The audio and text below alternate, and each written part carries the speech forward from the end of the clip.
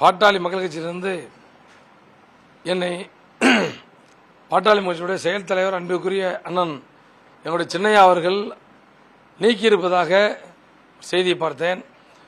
பாட்டாளி கட்சியினுடைய இணை பொதுச் செயலாளர் சட்டமன்ற உறுப்பினர் பதில் நானே தொடர்ந்து நீடிப்பேன். ஏன்னா கட்சியினுடைய நிறுவனரும் மற்றும் தலைவராக இருக்கிற எங்களுடைய ஐயா அவர்களுக்கு தான் ஒருத்தரை பொறுப்பில் நியமிக்கவும் நீக்கவும் அதிகாரம் இருக்கிறது.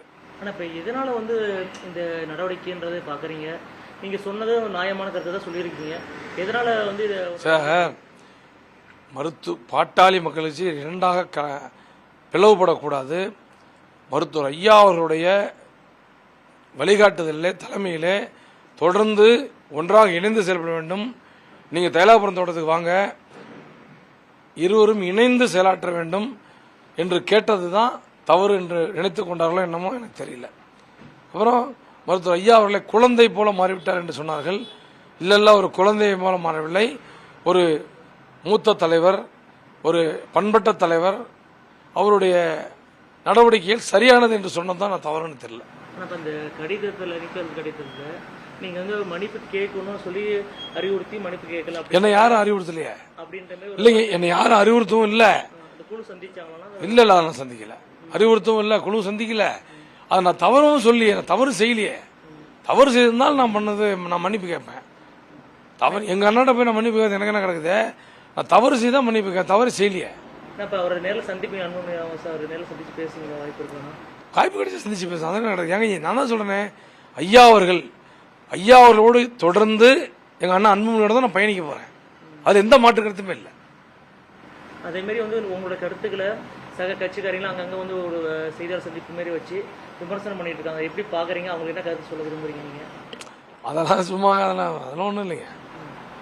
நம்ம அடுத்த கட்டமாக இப்போ என்னென்ன பண்ண போறோம் இது சம்பந்தமா?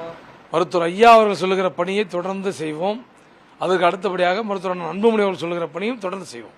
இப்போ வரப்போற சட்டமன்ற தேர்தலில் உங்களோட செயல்பாடு எப்படி இருக்கும்? சட்டமன்ற தேர்தலில் அவர் சேலம் மேற்கு தொகுதியிலே நியமனம் செய்ய எதுன்னு சொல்லி அவர் எதை போட்டியிட ஆசைப்படுவதாக சொன்னார்கள். மருத்துவர் ஐயா அவர்கள் எங்கள் சின்னையாவை சேலம் மேற்கு தொகுதியிலே போட்டியிட வேட்பாளராக அறிவித்தால் தேர்தல் பணிக்குழுவினுடைய தலைவராக நானே இருந்து நான் 21,500 ஓட்டு வித்தியாசத்தில் வெற்றி பெற்றேன். அதே மாதிரி 3 மடங்கு வாக்கு வித்தியாசத்திலே அவர் வெற்றி பெறுவதற்கு என்னுடைய பணிகள் இருக்கும். இந்த நீக்கம் குறித்து மருத்துவர் ஐயாவிடத்திலே தொலைபேசியிலே தொடர்பு கேட்டேன். பாட்டாளி மக்கள் கட்சியிலே நீக்கமோ பொறுப்பாளர் நியமனம் என்பதோ நான் தான் செய்யணும் ஐயா சொல்லிருக்காங்க. அந்த அதிகாரம் எனக்கு மட்டும்தான், மருத்துவர் ஐயா அவர்கள் மட்டும்தான் இருக்கிறது. ஆகவே நீக்கமோ நியமனமோ ஐயா அவர்கள் கொடுப்பது மட்டுமே செல்லும், சின்னையா அவர்கள் கொடுத்திருப்பது செல்லாது. தொடர்ந்து நான் பாட்டாளி மக்கள் கட்சியினுடைய இணை பொதுச் செயலாளராகவும் உறுப்பினராகவும் தொடர்ந்து நீடிக்கிறாய் ஐயா அறிவிச்சிருக்காங்க. ட்ரெண்ட ஃப்ரெண்ட் ஆக்கிக்கோங்க. தந்தி டிவியின் சப்ஸ்கிரைபர்ஸ் அண்ட் ஃபாலோவர்ஸ் குடும்பத்துல நீங்களும் இணையுங்க.